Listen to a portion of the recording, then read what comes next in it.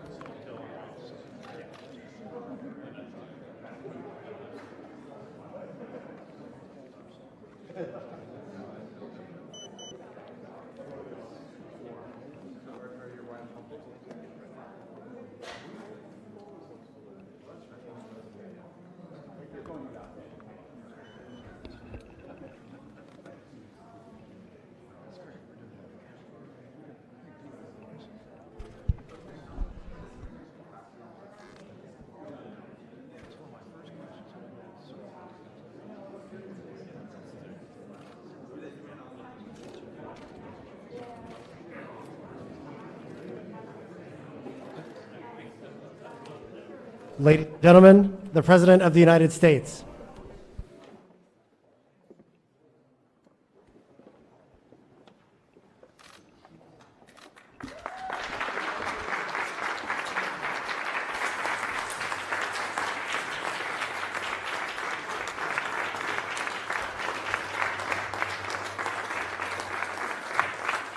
Thank you very much, everybody. Please.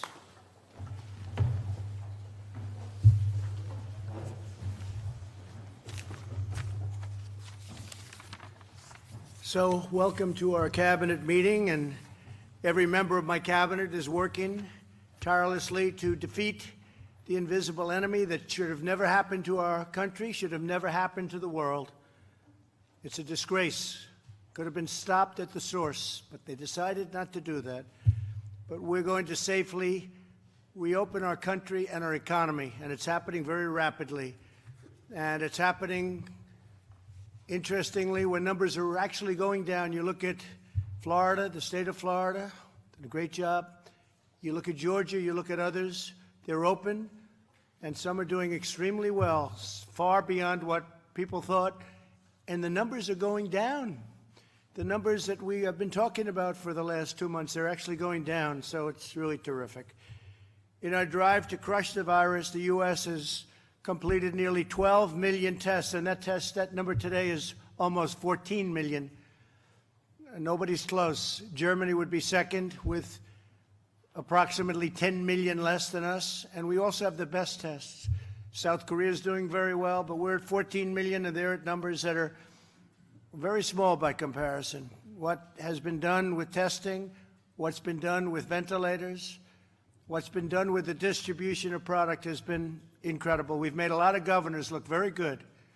We've actually made all of the governors look very good. Some have done a good job, but we've made them all look very good. We got them equipment, and we got them their gowns and their ventilators and their tests like nobody would have thought possible. Vaccines are moving quickly into phase 1 and phase 2 trials, and trials of dozens of therapies and cures are underway, and we're making tremendous strides with therapies, cures, and vaccines. I think we're way ahead of schedule, and you probably heard logistically, we have our military engaged, and as soon as we have whatever it is that we're going to have, whether it's therapeutic or vaccine, it will be distributed very rapidly. Our military is ready to go. They can deploy hundreds of thousands of men and women a day. And now what they're going to be doing is they're going to be doing the vaccine, which we are geared up for even before we have it. But the chances of us having it are extraordinary. Secretary Azar will update us on all that we're doing to safeguard Americans. I'll be talking in a second. To protect our people and defeat the virus, we must also defend the health of our nation's economy. Secretary Mnuchin will report on the economic recovery efforts and the good numbers that are being produced ahead of schedule. Secretary Carson will update us on the White House Opportunity and Revitalization Council. And Ben, you've done a fantastic job. We appreciate it. He's looked at HUD much differently than people that would have been in the pure real estate business, and he has a way of seeing things that's different and really good for our country. And Ben's working on very hard different plans to restore health and prosperity to disadvantaged and minority communities, and that's really working out well. One of the things we're very proud of is opportunity zones. Tim Scott of South Carolina came to me with a proposal, and few people understand how successful the opportunity zones have been. It's a great tribute to Tim and to others in the Senate that helped us with that. The pandemic has shown once again the vital importance of economic independence and bringing supply chains back from China and other countries. I probably got elected. One of the primary reasons was that. Make America great again, America first, call it whatever you want. But we went way out of bounds. We build a car and we go to 12 countries to build a car. I want to build a car from one country. We make the parts. To achieve this goal, we've slashed red tape and bureaucracy and unleashed the largest industrial mobilization since World War II, especially when it comes to big things like a ventilator. It's a very big, clumsy, highly sophisticated product. And we have now assembly lines. We're the talk of the world. We're supplying them to other countries. We're helping other countries that are going through this plague, and they're never going to be able to do ventilators. So it's really been an incredible thing what's happened. It's the biggest mobilization since World War II. And we're fighting for the livelihoods of American workers, and we must continue to cut through every piece of red tape that stands in our way, and that's why this is such an exciting meeting, beyond being a cabinet meeting, which is always good, because with millions of Americans forced out of work by the virus, it's more important than ever to remove burdens that destroy American jobs. In a few minutes, I will sign an executive order instructing federal agencies to use any and all authority to waive, suspend, and eliminate unnecessary regulations that impede economic recovery. And we want to leave it that way. We want to leave it that way. In some cases, we won't be able to, but in other cases, we will.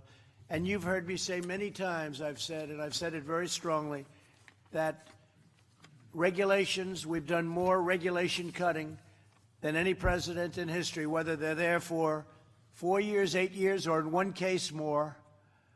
We've done more regulation cutting. I don't mean just in a year or 2 years. I mean in the 3.5 years that we've been here, we've cut far more regulations by a factor of a lot than any other administration, any other presidency. So that's really something.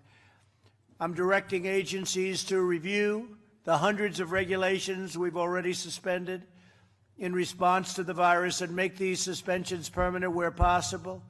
I'm also instructing agencies to use the emergency authorities to speed up regulation cuts or new rules that will create jobs and prosperity and get rid of unnecessary rules and regulations. We had cases where it would take 20 years to build a highway. You'd have to go through various agencies to get the same permit. I lived with it in the private sector, so I know it better than anybody, where you go years and years and years to build a simple roadway or a simple building, and it would end up costing an absolute fortune, many, many times what it should cost. And it would take years before you could even seek final approval, 5 years, 7 years. 20 years, 21 years, a certain highway built recently, a small highway. I would call it a road, 21 years to get it approved. And then by the time they get it approved, it costs 100 times more in some numbers that you wouldn't even believe. We're getting rid of all of that. We're down now on roads, working with Elaine and Department of Transportation. We're down to a 2-year period. We want to see if we can do better. We have roads in there for 18, 17, 20, 21 years, over the years.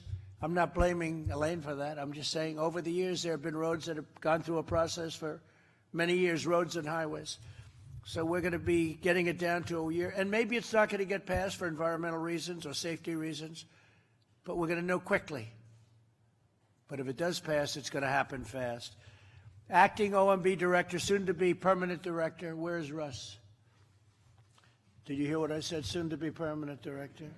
Okay, that's a big statement. Some people would say that's big news. He's done a fantastic job, so congratulations. Well, we have to get him to approve, but we'll give you a congratulations just prior to approval, right? So you're doing great. Thank you very much. So acting OMB Director Russ Vought will present details on this effort, and we'll go into that. So Russ has done a great job on exactly what he used to come into my office and he'd say, I think we can cut a lot of different things in terms of regulation. And Russ, I think also very importantly, we'll have a better product. It's actually going to give us a better result. And we're adhering to the environmental impact studies and all of the other things we have to do to get these permits. So Russ Vought, thank you very much. I want to once again thank every member of the Cabinet for your commitment to helping our nation reopen, to recover and rebuild. I'd like to now ask a man who's done a fantastic job as the head of the task force. He's worked literally 24 hours a day sometimes to make sure everything's gone well.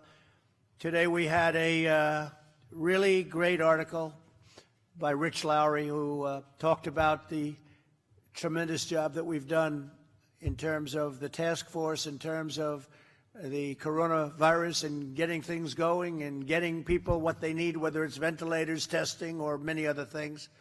And I appreciated that article very much because there's been a very false narrative. People have no idea what an incredible job the people in federal government have done, and that includes generals and admirals and lots of others. So I want to thank Mike Pence for the great job you've done, Mike, and please say a few words. Mr. President, and I think everyone around this cabinet knows that from the first day of this administration, you've made it clear that you have no higher priority than the safety and security of the American people. In January, when you took the unprecedented action of suspending all travel from China, before there was a single case of community transmission in the United States, it is inarguable, Mr. President, that your decision bought us a critical amount of time to stand up a national response all across this country. At the same time, in January, you stood up the White House coronavirus task force, and over the course of February, you began to suspend more travel, establish screening at more than 11 airports around the United States, again with the priority of protecting the health and safety of the American people. And from the first day, Mr. President, that you asked me to lead the White House coronavirus task force, we have focused on the health of the American people. It would be on March 15th at your direction that we released the White House coronavirus guidelines for America. We asked a lot of the American people, and the American people responded. 15 days would become 45 days, and in that time, it was our objective, Mr. President, as you made clear, to save lives, to slow the spread, to flatten the curve. And because of what the American people did, because of the direction that you gave, and all of the dedicated members at HHS and FEMA and all of those around this table who served on the task force, because of the partnership that you forged with every governor of both political parties across the country, we've made great progress. That being said, Mr. President, I know that you believe, as we all do, that one life lost is too many. And we grieve today for the loss of more than 90,000 Americans to the coronavirus. But at a time like this, the first cabinet meeting that we have had since the advent of this epidemic, it's important to remember that when we asked the American people to make all of those sacrifices, the estimates before you were that if we did nothing, we could lose between 1 million and 2.2 million American lives. And in fact, even by taking the steps that we took, the estimates were still clear that even if we flattened the curve, that we could still lose 100,000 to 240,000 Americans. And so while we grieve the loss of those more than 90,000 Americans and their families are on our hearts today, we recognize the progress that we have made. Among the progress that we made, Mr. President, in flattening the curve and slowing the spread was preserving, as you directed, the capacity of our health care system. One of the great concerns that we had early on was that our health care system, our hospitals, would be overwhelmed by the coronavirus. That did not occur, Mr. President. Truth is, as you've reflected many times, because of the ingenuity of the American people, because of our partnership with states, because of a great logistics team that worked with the task force, no American who has needed a ventilator was ever denied a ventilator in the United States. It is an extraordinary accomplishment. And the report that I received today is that the national stockpile now has more than 15,000 ventilators. And because of the public-private partnerships that you've forged, we'll actually see American companies manufacture more than 110,000 ventilators in 100 days. Over 13 billion supplies and critical PPE were also delivered to doctors and nurses and first responders and to Americans on the front lines of this pandemic.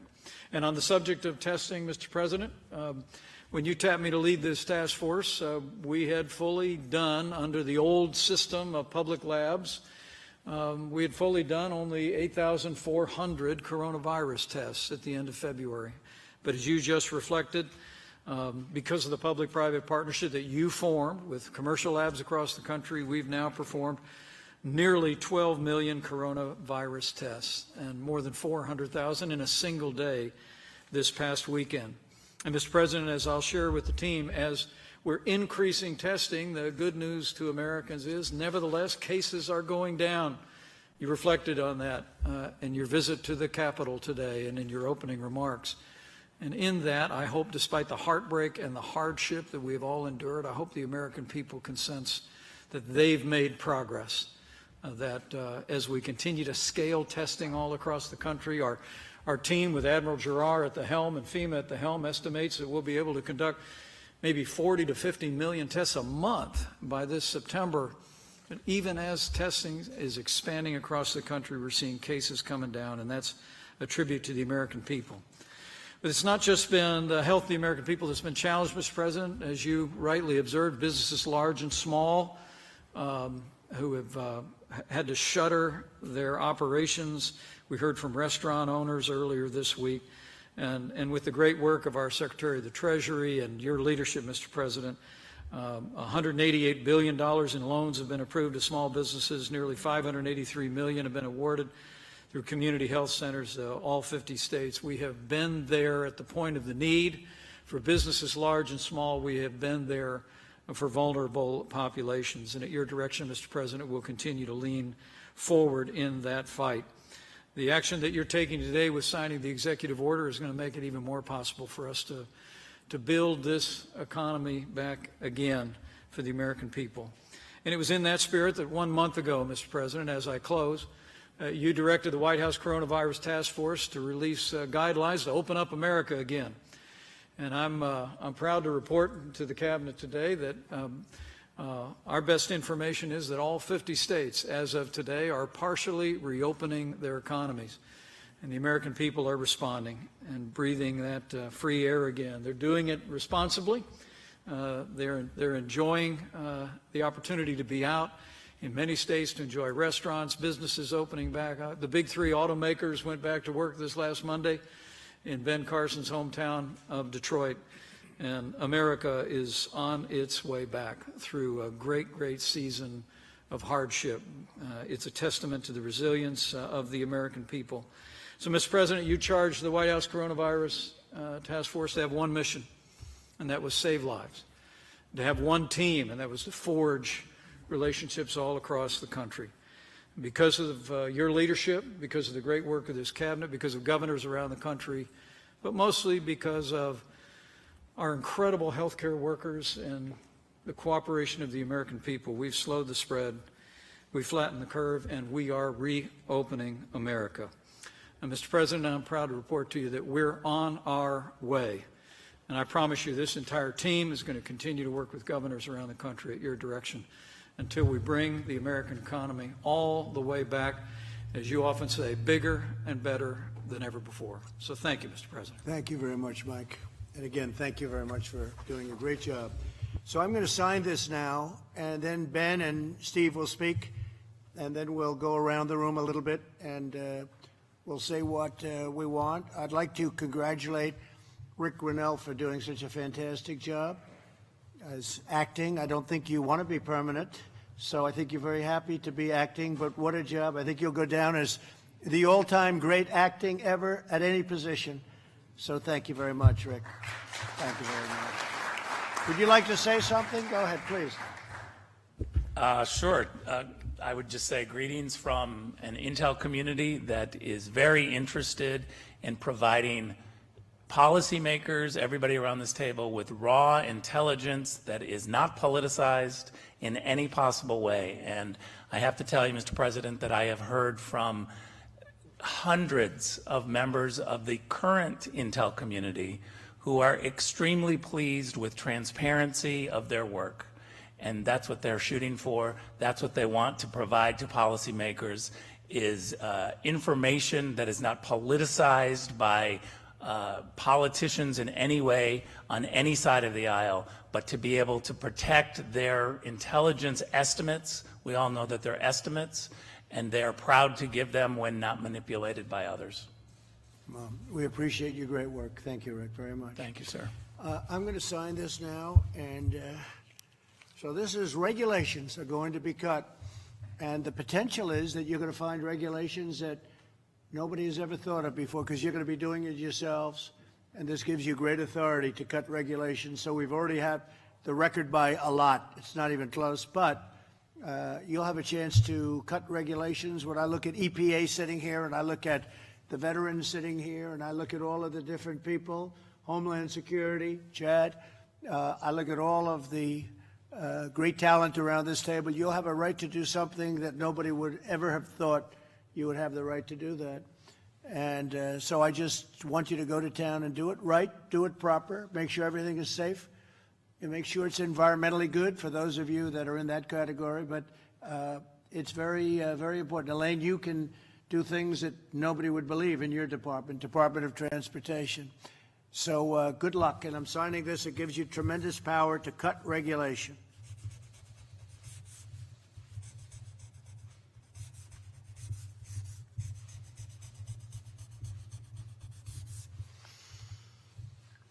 Here you go, Ben. Here, take that.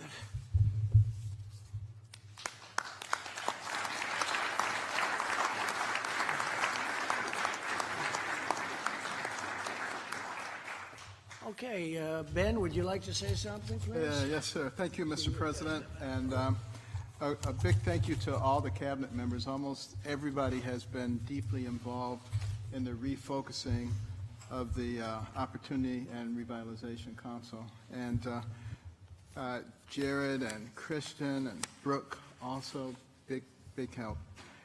Just as was done during the greatest generation, many sectors of our society are being reconfigured to meet the singular goal of winning our war against this invisible enemy. companies that made bedding linen are now making masks, and plants that produce vehicles are now producing ventilators. I worked at some of those plants growing up in Detroit. And now the White House Opportunity and Revitalization Council, which was formed by you to help long-forgotten communities achieve economic opportunity, will refocus and expand to help America's hardest-hit communities and achieve economic recovery, overcome health disparities, and thrive through educational advancement.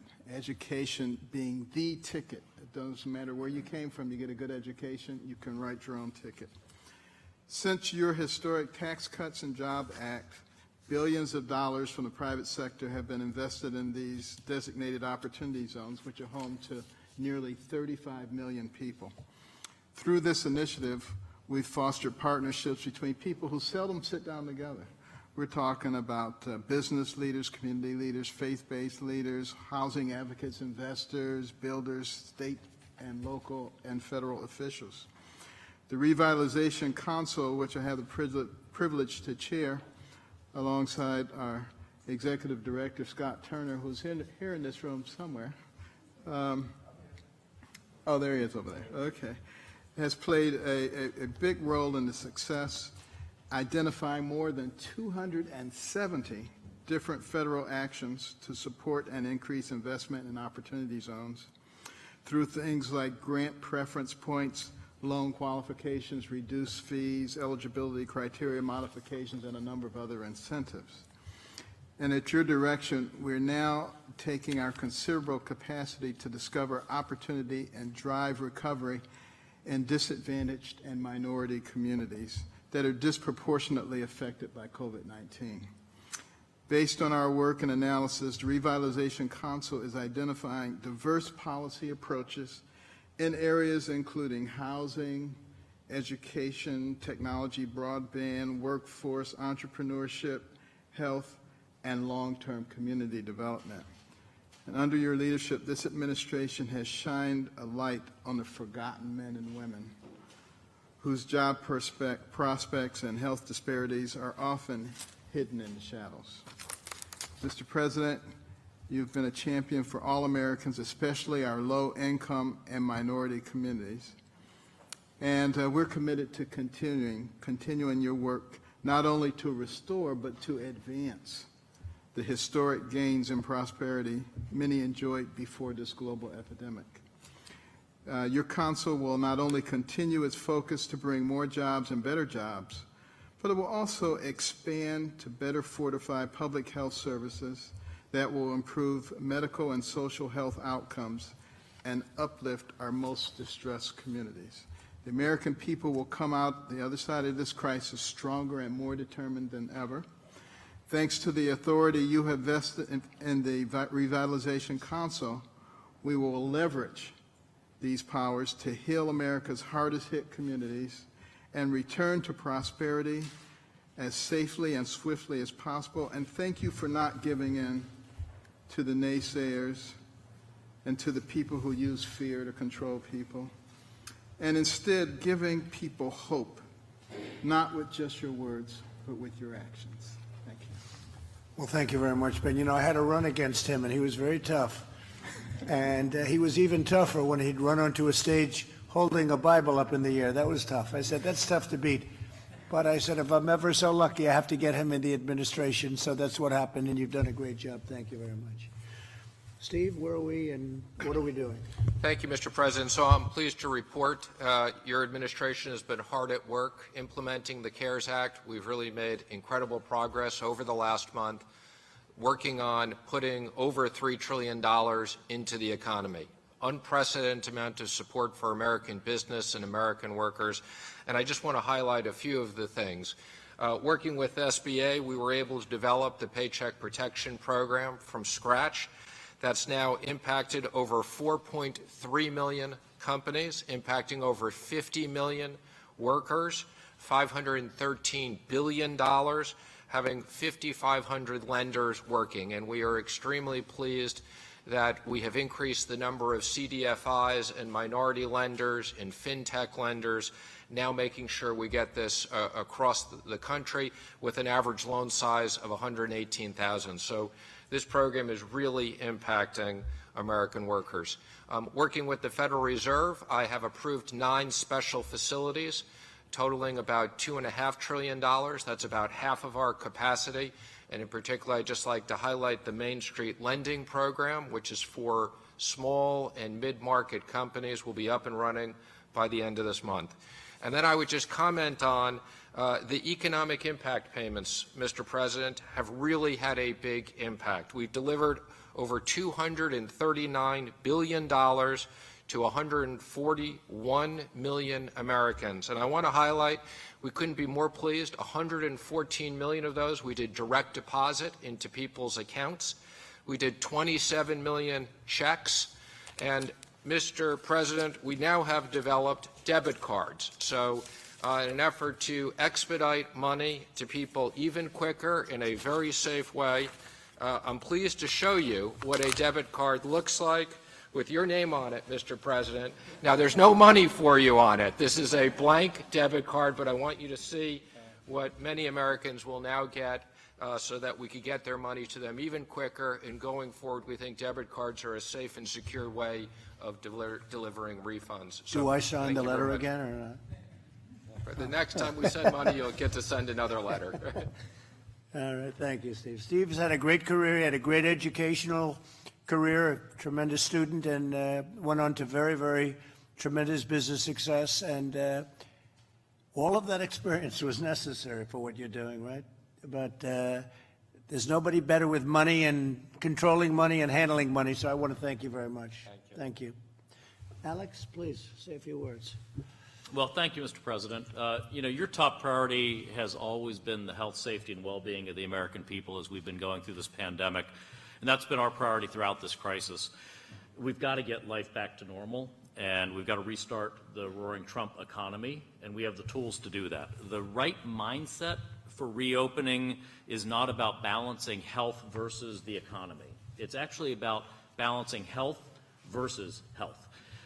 By one estimate, the virus-induced recession will see an extra 65,000 deaths from suicide, drug overdose, alcohol abuse in the coming years, possibly even more. States are seeing a decline in the reporting of child maltreatment because kids aren't at school. They're not seeing doctors and teachers who would otherwise report maltreatment in the home environment, and so it goes unaddressed. Mammograms are down 87%. Colonoscopies are down 90%. Approximately 1.7 million new cancer cases are diagnosed per year in our country. And if we're seeing an 80% drop in cancer cases identified, we could already have 300,000 or more undiagnosed cancer cases as a result of this crisis. A CDC report found a 60% reduction in vaccine administrations, including for our kids, pediatric vaccinations, millions of kids not getting vaccinated. The good news is that under your leadership, we built a path forward so that we can have safe reopening. We have the surveillance tools. We have the testing tools. We have the containment methodologies and resources. We are developing therapeutics and we're developing vaccines. So we have the strategy and the recipe to support the safe reopening of our economy. And for the sake of Americans' health and well-being, we've got to support this and move ahead with safe reopening. I mentioned some of the physical health risks of keeping our country closed down. But we have here today with us our Assistant Secretary for Substance Abuse, for Mental Health and Substance Abuse, Dr. Ellie McCants-Katz, who's a psychiatrist and is the first ever psychiatrist to lead SAMHSA. And she, if you don't mind, was going to say a couple words really about how extended stay-at-home orders can impose really lasting mental health challenges for us, if that's okay, Mr. President. We'd love that. Please, Doctor.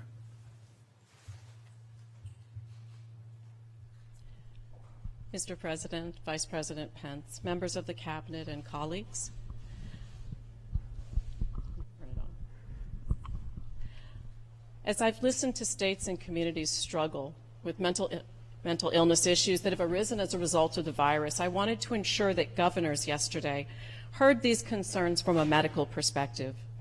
As my physician colleagues on the task force have been careful to rightly note, their perspective and advice centers on one aspect of the pandemic, virus containment. However, even medically, it is not the sole perspective. I felt that it was important to offer the governors a different, albeit equally important, medical perspective. As such, I made the following remarks. It is my privilege to serve as the Assistant Secretary for Mental Health and Substance Use, but today I really speak to you more as a psychiatrist who also happens to hold a PhD in infectious disease epidemiology. Never did I imagine the nation would be experiencing the coinciding of mental health issues and infectious disease that my training addressed. The research literature is clear on the effects of quarantine and stay-at-home practices on mental health. We know that the longer the duration of these orders, the greater the intensity of the mental health problems experienced. We also know that these symptoms persist for years to come, even once quarantine is lifted. The data tell us that when the lives of adults, children, and families are drastically changed for extended lengths of time, for many, anxiety, depression, and stress disorders will become manifest and will persist. These are real health conditions with potentially long-lasting consequences that must be taken seriously. To put all of this in perspective, I believe it is important to point out that pre-pandemic, we lose 120,000 lives a year to drug overdose and suicide. How many more lives are we willing to sacrifice in the name of containing the virus? When we look at strategies to reopen, as a medical doctor, I ask that you take into account whole health, not just one narrow aspect of physical health. We continually ask ourselves what the health costs and risks may be of reopening, but I ask what might they be of not reopening, or reopening in such a restrictive way that American lives are not restored. Of course, containing the effects of coronavirus are critically important, but so too is preventing suicide. So too is keeping a person from being terrified to ever leave their home. So too is protecting the mental health of our nation's young people. I ask you to remember that not every home is a safe home. Not every individual can withstand the trauma of not seeing or interacting physically with loved ones. Not every parent can survive the mental anguish of not being able to feed their children because of lost employment. Not every child can exist in a healthy way without the structure and support of school. We have to take a step back and recognize the other effects of our policies. While we contain the virus, are we increasing the risk for suicide and drug overdose? Are we creating a future of substance use and addiction for millions of additional Americans? And if we are doing those things, why have we decided collectively that this is okay? We've worked so hard in states and communities across this country to combat epidemics like the opioids crisis. Why are we willing to forget those efforts now or deem them less important? As a psychiatrist, I would argue that a life lost to suicide is just as important as a life lost to coronavirus. A family who loses someone to drug overdose experiences the same grief as a family who loses a loved one to coronavirus. Let us not forget that all American lives are precious. Our citizens count on us to remember their health and safety in all aspects of life. The preservation of America's health and the health of our citizens cannot be measured by only one metric. Virus containment cannot be our only goal, no matter the cost to Americans. If we ignore the reality of the enormous mental health strain we've put on our citizens on the backdrop of an already overburdened mental health care system, I'm saddened but certain that the next major public health crisis of our time will be that of mental and substance use disorders, and it is not far behind. I urge you to factor this reality into your planning, and I thank you for the work you've done thus far on behalf of the millions of Americans with mental and substance use disorders. Thank you very much, Doctor. Appreciate it. Very sobering. That's tough. That's very tough. But we're getting there. We're getting back, and that's very important. Thank you. Great job. I'd like to ask Chad Wolf from Homeland Security just to say, maybe discuss the record low numbers we have of people crossing the border, our southern border in particular. Absolutely, Mr. President. I think we are taking, at your direction, the Vice President's direction, the task force, we've taken a number of measures that protecting public health, proactive and prudent measures at the border. Those include non-essential travel restrictions that we have with both Canada and Mexico. Those also include continued construction of the border wall system, but perhaps most importantly, new measures that we've instituted along that southwest border regarding illegal border entries. And those are the numbers that you're referring to. Last month in April, we had a little under 17,000 folks that crossed the border illegally. Compare that to a year ago, April of 19 was over 120,000 individuals. So And they were all brought out, right? That's right. And so 80% of those 17,000 crossed, but 17,000 were brought out, sent back. 80% of those 17,000 were removed within 120 minutes, 2 hours. The rest took just a little bit longer, but are continuing to be removed as well. So, And that's a first. That's a first in the last 40 years. that's absolutely right. Again, at your leadership, the task force leadership, we continue to make progress on that border. Thank you very much, Chad. Thank you.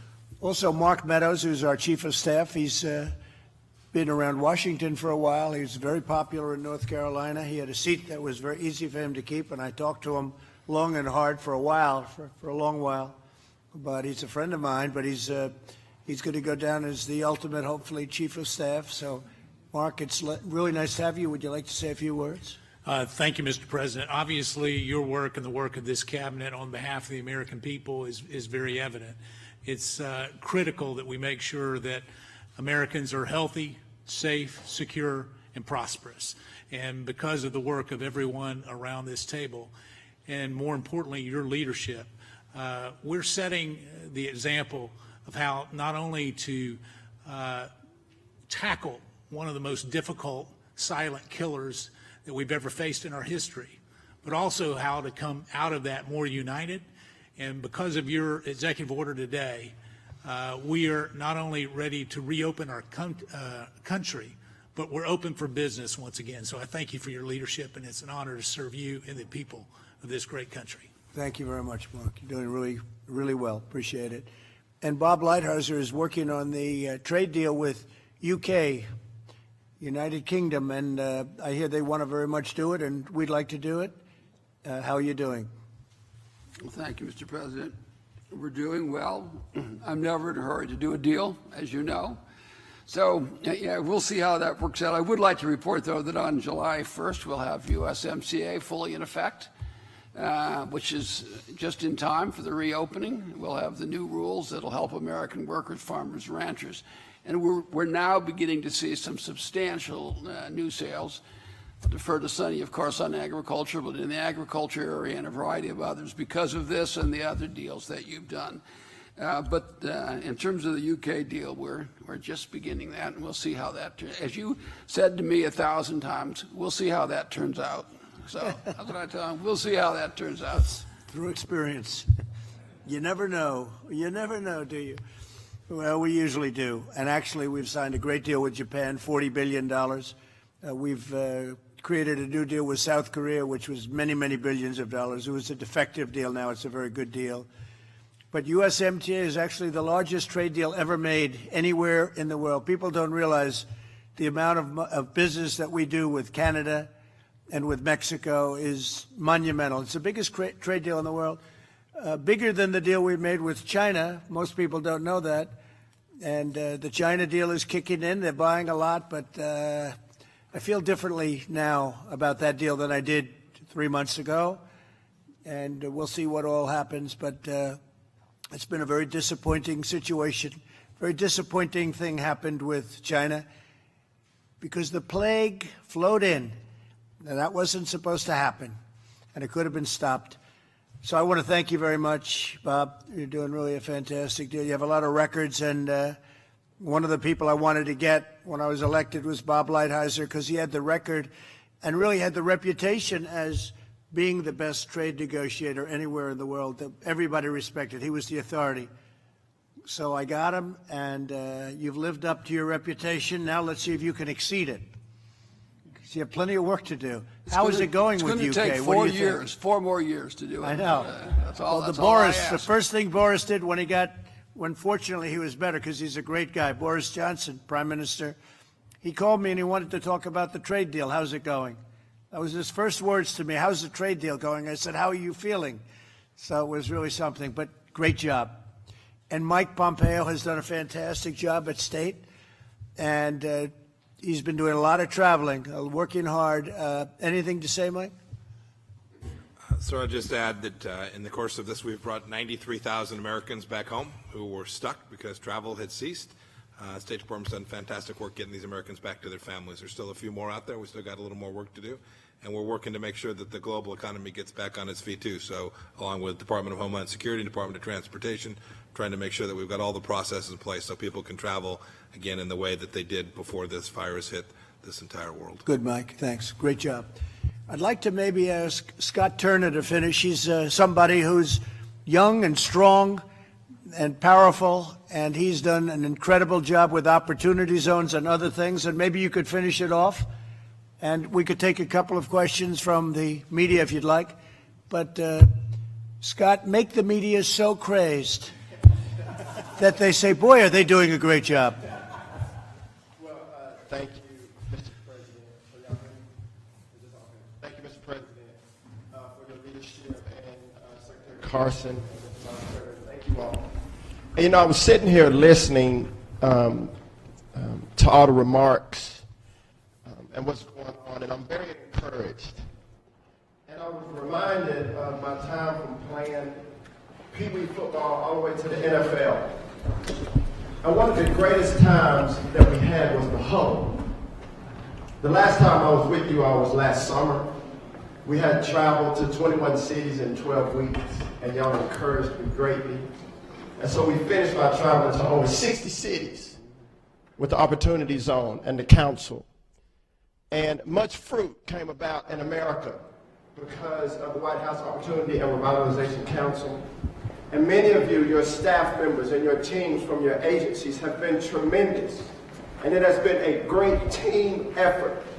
Not one man, not one person. It's been a great team that's brought much fruit because of opportunity zones in America to the people inside of distressed communities. And I'm so humbled by that. But we have a lot of work to do. Our resolve is still the same. Our spirit is the same. Our fortitude is even stronger. The president has refocused the council so our vision is broader. And because of that, we will not quit. And I want to thank all of you for your leadership.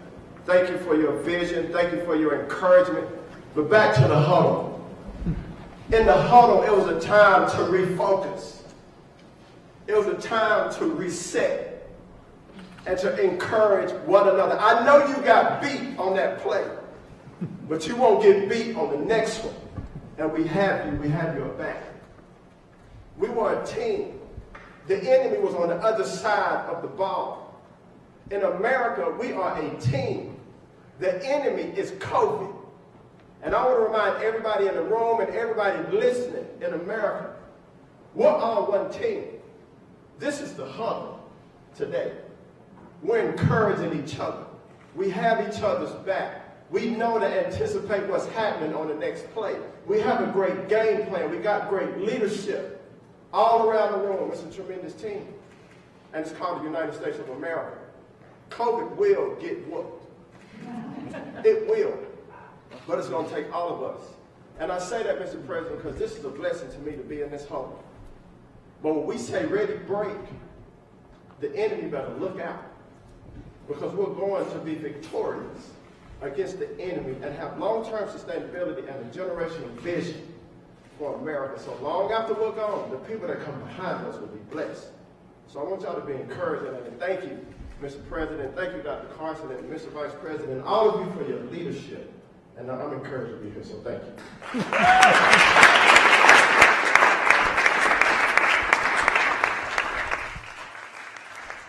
So, you know, we have a couple of seats available, congressional seats, where I'm not overly impressed with the candidate.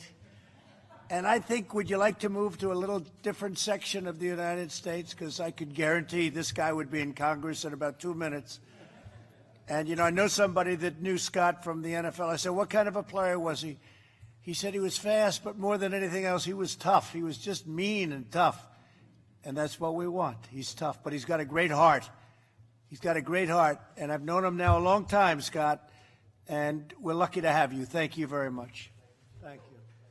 Fantastic. Drew, tough.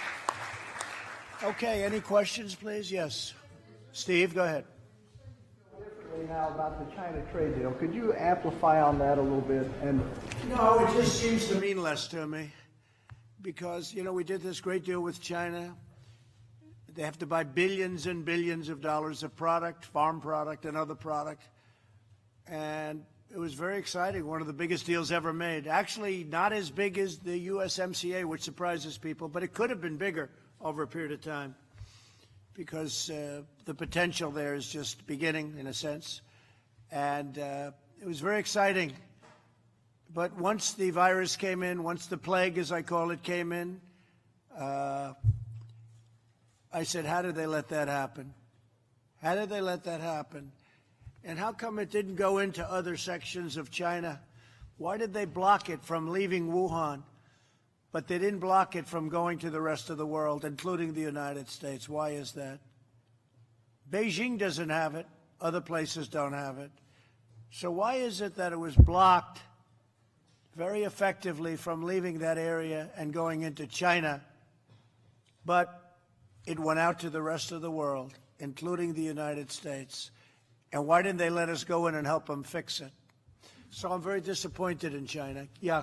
Mr. President, just to follow up, you've been talking about possible retaliation for that. Are you any closer to a decision on that, sir? I don't talk about retaliation. Go ahead. Mr. President, why haven't you announced a plan to get 36 million unemployed Americans back to work? You're overseeing historic economic despair. What's the delay? Where's the plan? I think we've announced a plan. We're opening up our country. Just a rude person you are.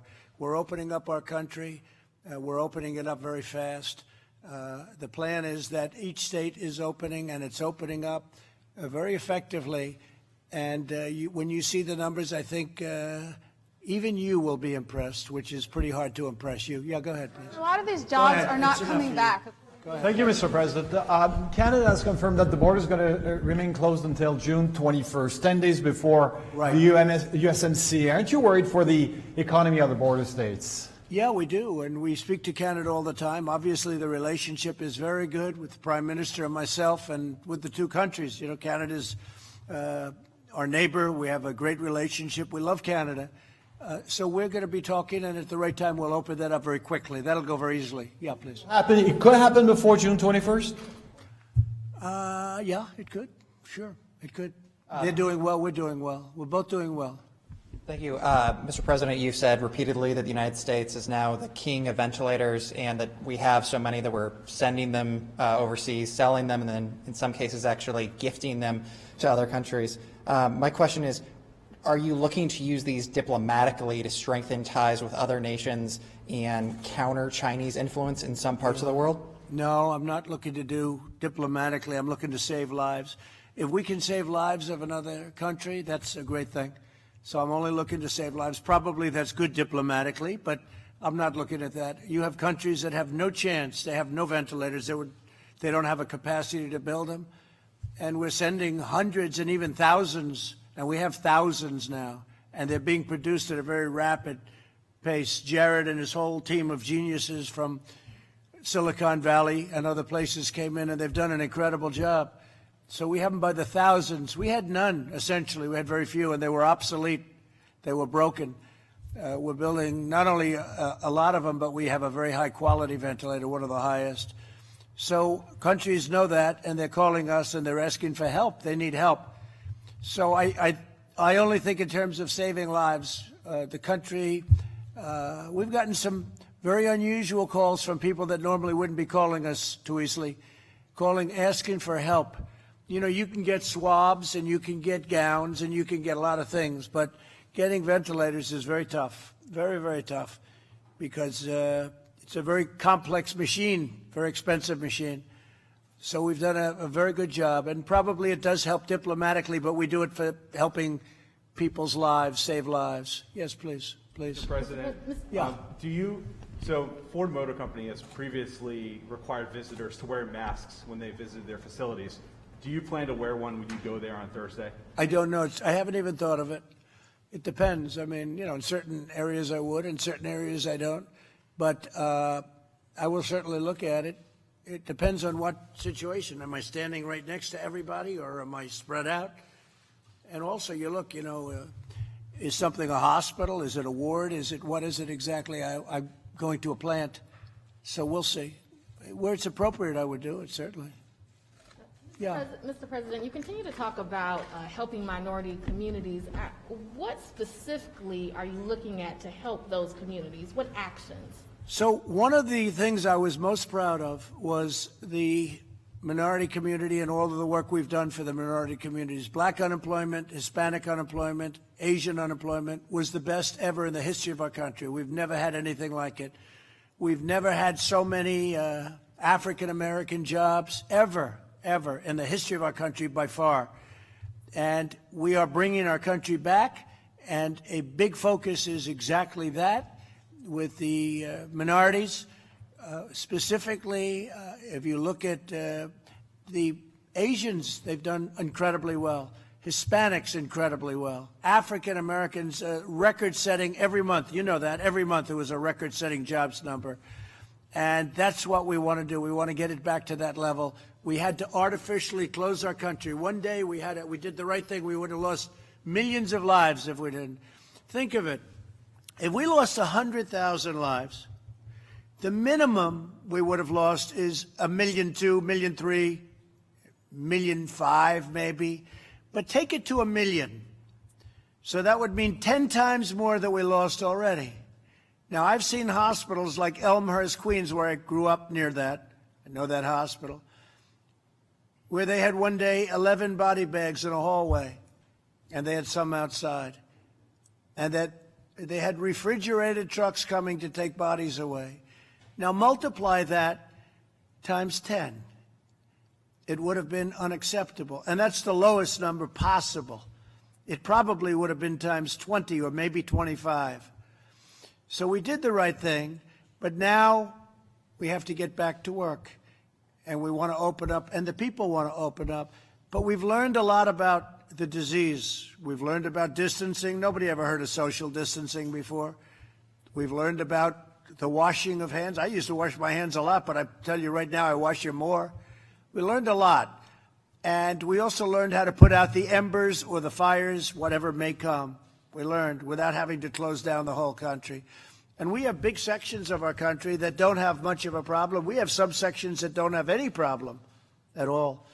So we're opening up our country. We're doing really well. And most excitingly, we're working on vaccines, therapeutics, and cures that are really moving along at a level that nobody would have thought possible.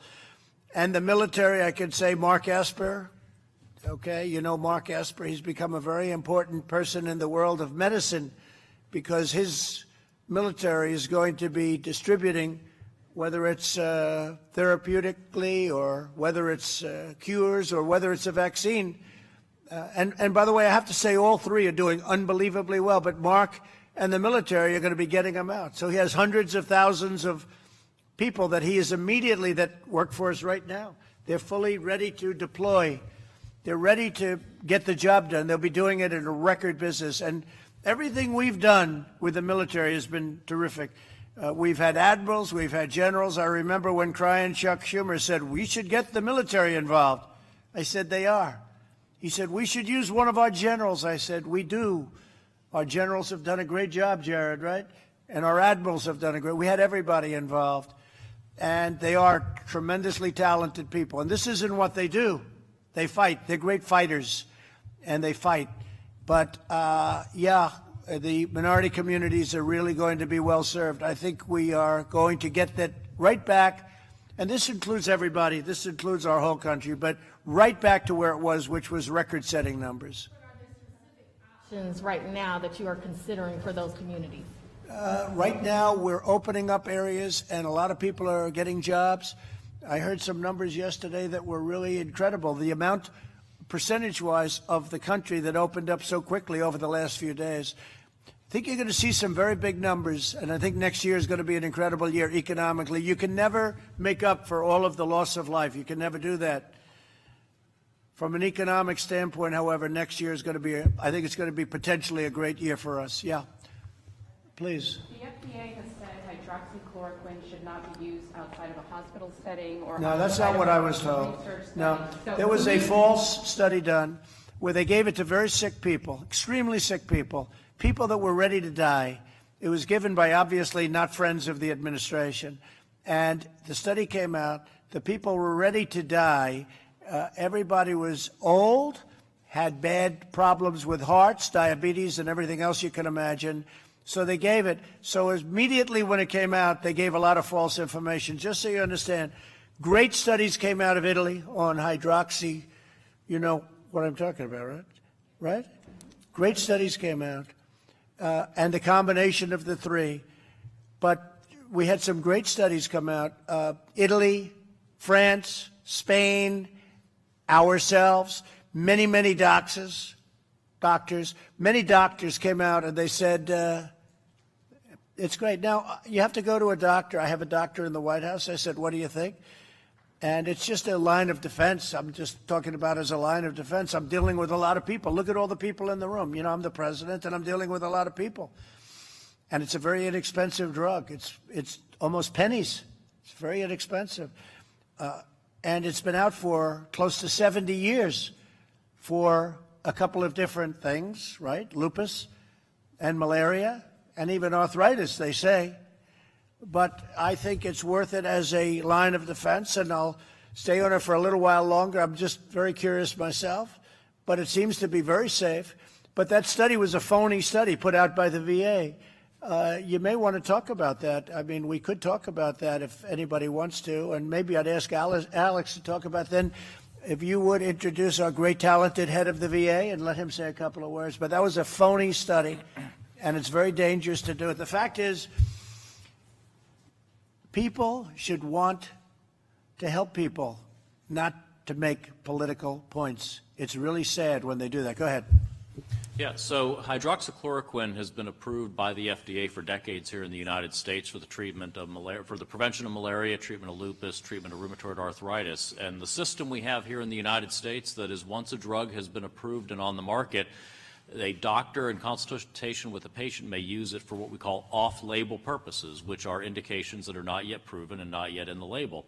And this is the right to try president. He, for the first time, got the historic right to try legislation for experimental therapies, but that applies to our existing regime, which is approved products may be used in the judgment of a physician in consultation with their patient. As the president said, and I'll ask Secretary Wilkie to talk a bit about the VA study, there's been some studies around the use of hydroxychloroquine later in disease progression, but we are still working on some controlled studies earlier in the disease progression to see if we can measure the effectiveness of it in preventing the replication of the virus and spread in mild to moderate cases rather than the more serious, and that data is still pending. But it's gotten very good reviews, very good from many doctors, many doctors.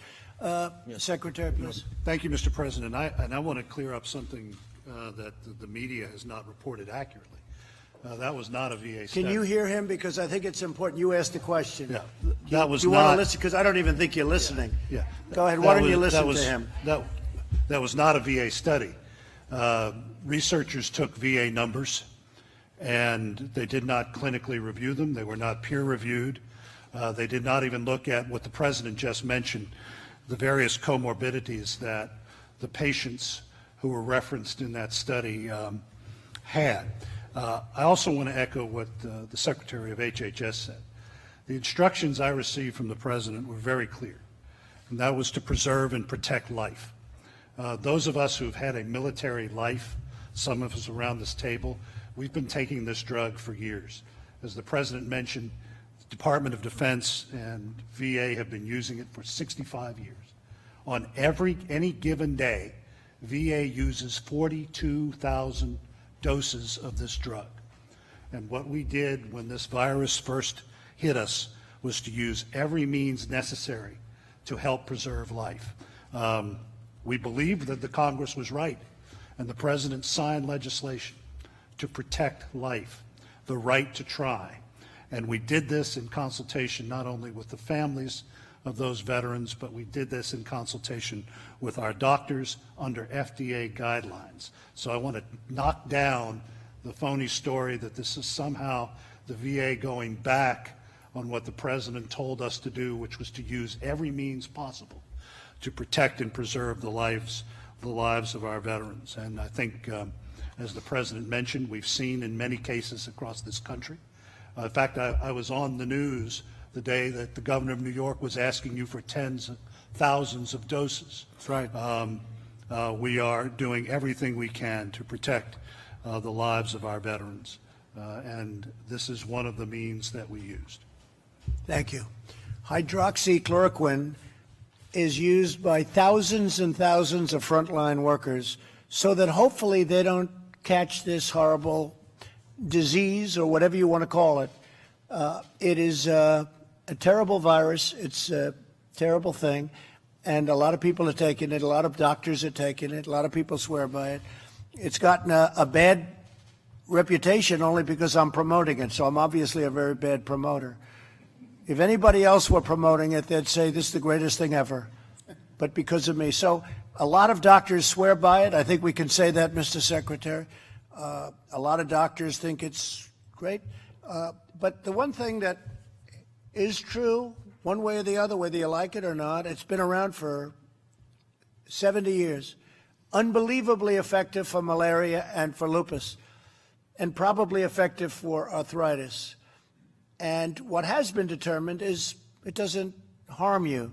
It's a very powerful drug, I guess, but it doesn't harm you. And so I thought as a frontline defense, possibly it would be good. And I've had no impact from it. I feel the same. I haven't changed. I don't think too much. And at some point, I won't take it. Might be soon, might be a little bit. It doesn't seem to have any impact on me. But it seems to be a extra line of defense, and it's gotten tremendous reviews from some people, including many, many doctors all over the world. And you should look at some of the studies. They've been amazing, some of the studies. But that's up to people, and it's up, I think, strongly recommend to people with their doctor's advice and acknowledgement. Okay? Okay. Cabinet taking that regimen, Mr. President? Say it? Is anyone else in your cabinet taking that I don't know. particular- I don't know. That's a personal thing as to whether or not they want to answer that question. But I think many of them would take it if they felt it was necessary.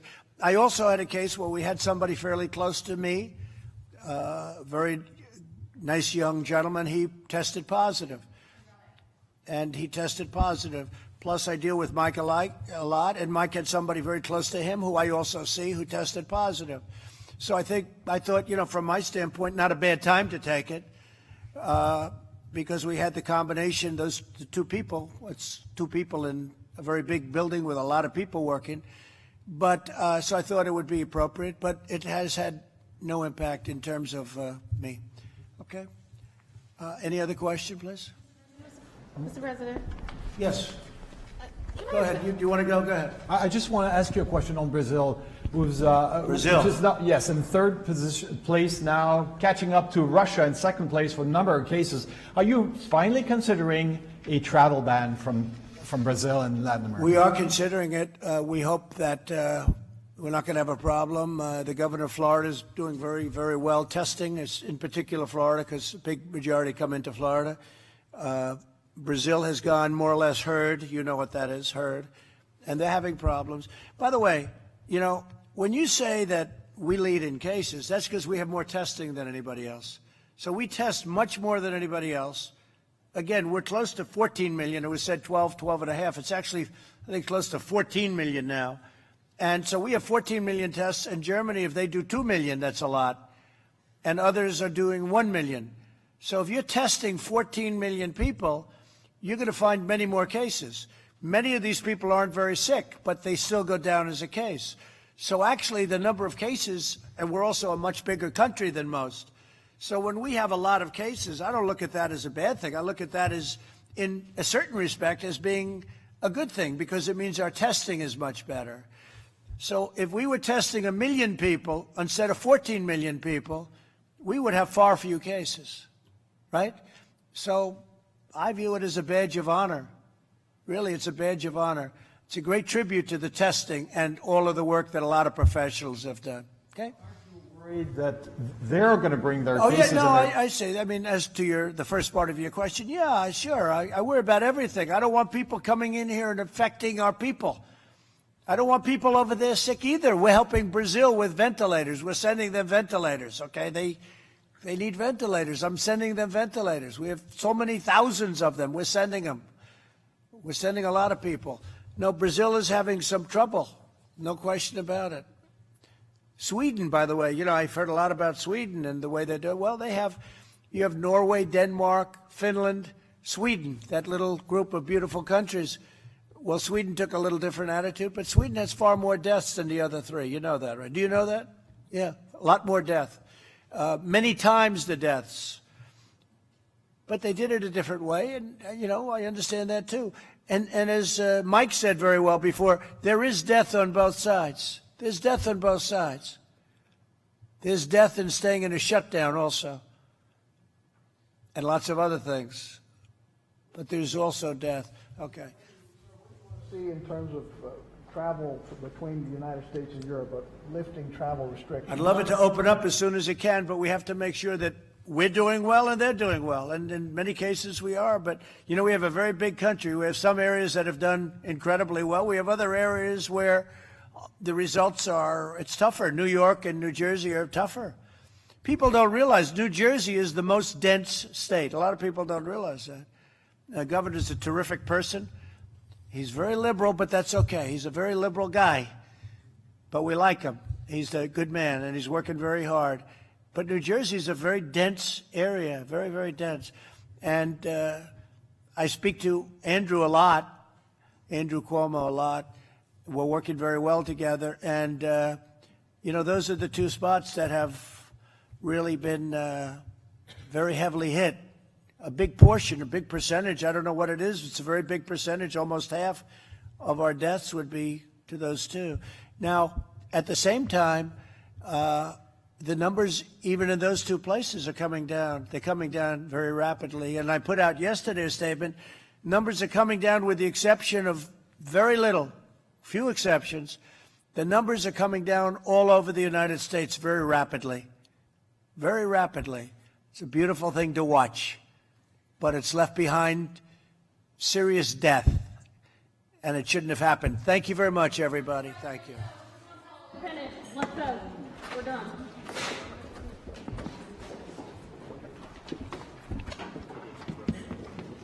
Quickly. Let's move. We come back? Yeah, we're coming back. Okay. Come on. Over here.